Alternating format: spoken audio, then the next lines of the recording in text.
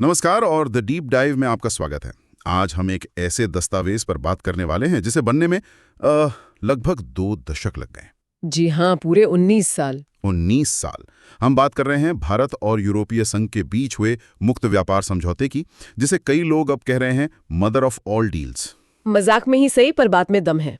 तो आज हमारा मिशन यही है कि ये समझौता सिर्फ कागजों पर एक साइन क्यों नहीं है, बल्कि भारत की अर्थव्यवस्था और दुनिया में उसकी जगह के लिए एक बहुत बड़ा एक टर्निंग पॉइंट क्यों हो सकता है। बिल्कुल सही कहा। और ये समझना बहुत जरूरी है कि ये सिर्फ ट्रेड की बात नहीं है, ये एक स्ट्रेटेजिक पार्टनरशिप है जो आज की बदलती दुनिया के समीकरणों को दिखाती है।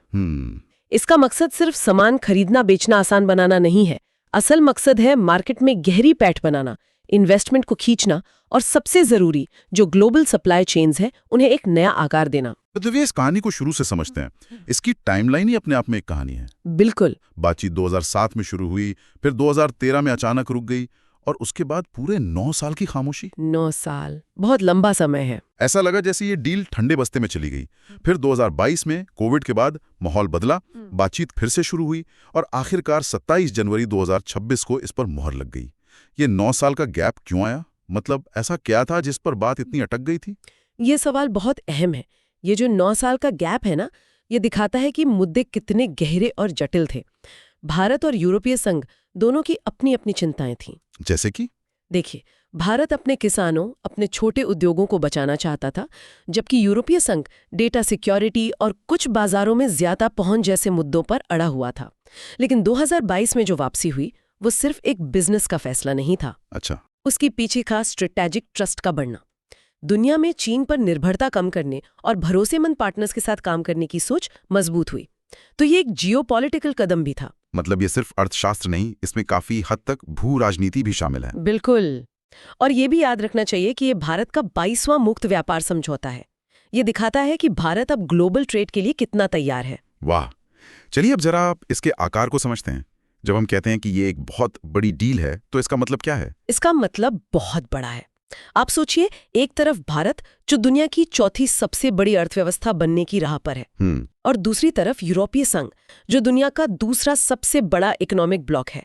जब ये दोनों ताकतें हाथ मिलाती हैं तो ये दुनिया की कुल जीडीपी का 25% हिस्सा बन जाता है। 25%? हाँ, हम यहाँ लगभग 2 अरब लोग और $24 ट्रिलियन की मिलीजुली अर्थव्यवस्था की बात कर रहे हैं। $120 ट्रिलियन, ये आंकड़े तो दिमाग चकरा देते हैं। लेकिन एक आम इंसान के लिए या एक छोटे कारोबारी के लिए इन आंकड़ों का क्या मतलब है? बहुत अच्छा सवाल है। देखिए, ये आंकड़े सिर्फ हेडलाइन के लिए नहीं है। आज दुनिया में एक ट्रेड फ्रैगमेंटेशन हो रहा है, देश अपने अपने गुट बना रहे हैं, व्यापार सिमट रहा है। हाँ, और ऐसे में ये समझौता उस बिखराव को रोकने की एक जबरदस्त कोशिश है। और अनुमान ये बताते हैं कि 2032 तक भारत में यूरोपीय संघ का एक्सपोर्ट दोगुना हो सकता है और भारतीय कंपनियों के लिए $75 बिलियन से ज्यादा के नए दरवाजे खुल सकते हैं। तो अगर हम इसे और सरल करें, मान लीजिए मैं जयपुर में हाथ से बने चमड़े के बैग बनाता हूं और उन्हें फ्रांस भेजना चाहता हूं, मेरे लिए क्या बदला? आपके सवाल ने बिल्कुल सही नब्ज पकड़ी है। यहीं पर इस समझौते का सबसे बड़ा नियम सामने आता है, 99% एक्सेस। 90% एक्सेस। इसका सीधा मतलब ये है कि भारत से यूरोप जाने वाले लगभग हर सामान पर, वैल्यू के हिसाब से 99% सामान पर अब कोई इंपोर्ट ड्यूटी टैक्स नहीं लगेगा। तो जो चमड़े का बैग आप फ्रांस भेज रहे थे, उस पर पहले जो ऊंचा टैक्स लगता था वो अब खत्म हो गया। आपका बैग फ्रांस के बाजार में अपने आप सस्ता हो गया। मेरे बनाए बैग की कीमत कम हो जाएगी और वो वहां के ग्राहकों के लिए ज्यादा आकर्षक बन जाएगा। बिल्कुल। और यहाँ एक और शब्द समझना जरूरी है, प्रेफरेंशियल एक्सेस। इसका मतलब है कि आपके भारतीय बैग को वियतनाम या बांग्लादेश से आने वाले बैग के मुकाबले एक बढ़त मिलेगी। अच्छा, क्योंकि हो सकता है उन पर अभी भी टैक्स लग रहा हो। एकदम सही। इससे भारतीय सामानों की कॉम्पिटिटिवनेस यानी मुकाबला करने की ताकत बढ़ जाती है। और जब आपका सामान ज्यादा बिकेगा तो आप यूरोपीय कंपनियों की सप्लाई चेन का एक स्थायी हिस्सा बन जाएंगे। ये तो बहुत बड़ी बात है, खासकर उन छोटे उद्योगों के लिए। और आपने जिन सेक्टर्स की बात की, हाँ, चलिए कुछ ऐसे ही सेक्टर्स पर नजर डालते हैं जिनसे सीधे तौर पर आम लोगों को, खासकर महिलाओं, कारीगरों और युवाओं को फायदा होगा। सबसे पहले कपड़ा और परिधान सेक्टर। इस सेक्टर में ड्यूटी 12% से घटकर सीधी 0 हो गई है। 12 से 0? हाँ, ये उस उद्योग के लिए एक संजीवनी जैसा है जो भारत में 4.5 करोड़ लोगों को रोजगार देता है। सोचिए, तिरुपुर की एक छोटी टी शर्ट बनाने वाली कंपनी जो सालों से 12% ड्यूटी की वजह से स्पेन की किसी बड़ी कंपनी को माल नहीं बेच पा रही थी। अब उनके लिए दरवाजे खुल गए। बिल्कुल, ये तो सीधे सीधे उस कंपनी के कारीगरों के घर में दिवाली जैसा माहौल है। इसी तरह चमड़े और जूते चप्पल पर ड्यूटी 17% से 0, समुद्री उत्पादों पर 26% से 0, 26 से 0। जी, और रत्न और आभूषण सेक्टर को तो 100% जीरो ड्यूटी एक्सेस मिल गया है। कुल मिलाकर लगभग $33 बिलियन के निर्यात पर तुरंत फायदा मिलना शुरू हो जाएगा। अच्छा, व्यापार समझौतों में कृषि हमेशा से ही सबसे पेचीदा मुद्दा रहा है ना? हमेशा। भारत, जहां की एक बड़ी आबादी खेती पर निर्भर है, उसने इस बातचीत में अपने किसानों के हितों को कैसे साधा? डर तो रहता ही है कि बाहर का सस्ता माल आकर हमारे किसानों को बर्बाद न कर दे। आपने बिल्कुल सही चिंता जताई है, और इसीलिए भारत ने यहाँ शतरंज के खेल की तरह बहुत सोची समझी रणनीति अपनाई है। इसमें आक्रामक और रक्षात्मक दोनों चालें हैं। दिलचस्प। ये आक्रामक और रक्षात्मक चालें क्या है? देखिए, आक्रामक चाल के तहत भारत ने उन चीजों के लिए यूरोपीय बाजार में बेहतर पहुंच मांगी है जिनमें हम मजबूत हैं, जैसे हमारी चाय, कॉफी, मसाले, बासमती चावल। अंगूर भी? हाँ, अंगूर। इन पर से ड्यूटी हटने का मतलब है कि हमारे किसानों को अपनी उपज का बेहतर दाम मिलेगा। ये हमारा अटैक है। और बचाव, डिफेंस में क्या किया? और बचाव में भारत ने अपने सबसे संवेदनशील क्षेत्रों को इस समझौते से बाहर रखा है।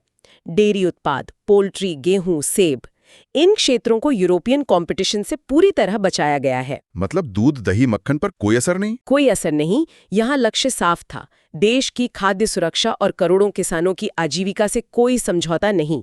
ये सुनकर तसल्ली हुई। अच्छा, अभी तक हम उन चीजों की बात कर रहे थे जिन्हें हम छू सकते हैं, लेकिन आज की अर्थव्यवस्था का एक बहुत बड़ा हिस्सा तो सर्विसेज का है।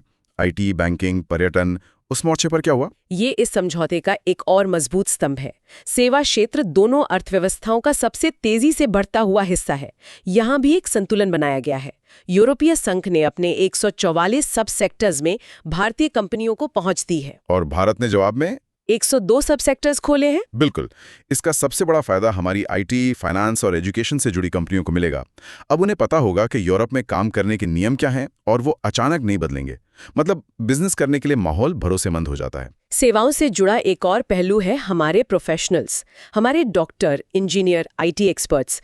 क्या उनके लिए यूरोप में काम करना अब आसान हो जाएगा? हाँ, और ये शायद इस डील के सबसे आकर्षक हिस्सों में से एक है।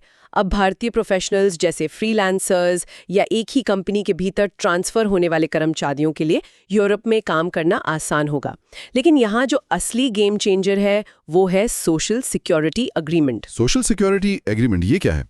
इसे एक उदाहरण से समझते हैं। बिल्कुल। मान लीजिए कोई भारतीय सॉफ्टवेयर इंजीनियर जर्मनी में 3 साल के प्रोजेक्ट पर काम करने जाती है। ठीक है। अभी के नियमों के तहत उसे अपनी कमाई का एक हिस्सा भारत के सोशल सिक्योरिटी सिस्टम में भी देना होता है और जर्मनी के सिस्टम में भी, मतलब डबल पेमेंट, दोहरा योगदान। हाँ, इस समझौते के बाद उसे सिर्फ एक ही जगह योगदान देना होगा। इससे उसकी बचत बढ़ेगी और यूरोप भारतीय टैलेंट के लिए और भी ज्यादा आकर्षक बन जाएगा। ये तो सच में बहुत बड़ा फायदा है। अच्छा, एक सेक्टर जिस पर सबकी नजरें थीं वो था ऑटोमोबाइल।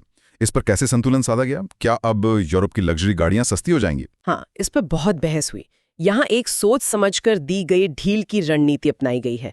यूरोप से आने वाली लग्जरी कारों पर जो ड्यूटी पहले 110% तक थी, 110%? उसे घटाकर सीधा 10% कर दिया गया है। तो हाँ, लग्जरी गाड़ियां अब काफी सस्ती हो जाएंगी। लेकिन एक सवाल उठता है, क्या इससे मेक इन इंडिया पर असर नहीं पड़ेगा? अगर अमीर भारतीय आसानी से इंपोर्टेड गाड़ियां खरीदने लगेंगे तो? यही वो सवाल है जिसका जवाब इस समझौते की रणनीति में छिपा है। ये छूट सिर्फ और सिर्फ लग्जरी कारों पर है। 25 लाख रुपए से कम कीमत वाली आम आदमी की कारों के घरेलू बाजार को पूरी तरह से सुरक्षित रखा गया है। अच्छा, तो मारुति, टाटा, ह्युंडई पर कोई असर? कोई असर नहीं। लक्ष्य दोहरा है। एक तरफ उपभोक्ताओं को लग्जरी सेगमेंट में ज्यादा विकल्प देना और दूसरी तरफ मेक इन इंडिया के तहत बनने वाले विशाल मास मार्केट सेगमेंट को बचाए रखना। चलिए अब भारत के एक और मजबूत स्तंभ की बात करते हैं, फार्मा सेक्टर, दुनिया की फार्मेसी। इस समझौते से हमारी दवा इंडस्ट्री को क्या मिला? पर टैरिफ भी शून्य हो गया है। लेकिन यहाँ असली चुनौती टैरिफ की नहीं होती। तो फिर क्या होती है? फार्मा सेक्टर में असली बाधा होती है non tariff barriers. Non tariff barriers, इसका क्या मतलब हुआ? इसका मतलब है हर देश के अपने अलग अलग नियम, मानक और दवाओं को मंजूरी देने की लंबी प्रक्रियाएं।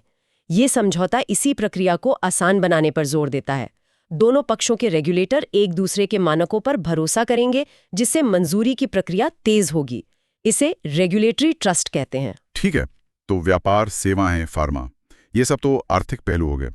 लेकिन क्या आज के दौर में कोई भी बड़ा समझौता पर्यावरण और सामाजिक जिम्मेदारियों के बिना पूरा हो सकता है? बिल्कुल नहीं। और यही इस समझौते को भविष्य के लिए तैयार करता है। इसमें सस्टेनेबिलिटी पर एक पूरा चैप्टर है। इसमें पर्यावरण की सुरक्षा, मजदूरों के अधिकार और जेंडर इक्वालिटी पर बाध्यकारी कमिटमेंट्स हैं। और मैंने सीबैम शील्ड में भी सुना है, ये क्या चीज़ है? ये बहुत महत्वपूर्ण है। सीबैम का मतलब है कार्बन बॉर्डर एडजस्टमेंट मैकेनिज्म। आसान भाषा में कहें तो ये यूरोप का एक तरह का पोल्यूशन पर एंट्री टैक्स है। अच्छा। अगर कोई देश बहुत ज्यादा कार्बन उत्सर्जन करके कोई सामान बनाता है और उसे यूरोप में बेचता है तो यूरोप उस पर ये टैक्स लगाएगा। इससे भारत के स्टील और एल्यूमिनियम निर्यातकों को बड़ा झटका लग सकता था। इस समझौते में भारत को एक शील्ड यानी ढाल मिली है। इसके तहत भारत को अपने कार्बन उत्सर्जन को कम करने के लिए समय, तकनीकी सहायता और लचीलापन मिलेगा ताकि हमारे एक्सपोर्टर्स इस नए नियम के लिए तैयार हो सकें।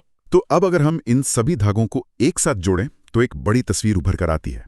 ये समझौता विकसित भारत 2047 के लक्ष्य से कैसे जुड़ता है? विकसित से विकास को रफ्तार देना और ग्रामीण समृद्धि, ये समझौता इन तीनों ही पिलर्स को मजबूती देता है। और वैश्विक स्तर पर ये पश्चिम के साथ भारत के गहरे जुड़ाव की रणनीति का भी हिस्सा है।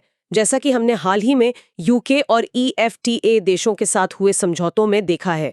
ये नियमों पर आधारित सहयोग की ओर एक बड़ा कदम है जो आने वाले दशकों तक भारत की आर्थिक दिशा को आकार देगा। तो कुल मिला के देखें तो ये सिर्फ एक व्यापार समझौता नहीं है, ये एक रणनीतिक मील का पत्थर है।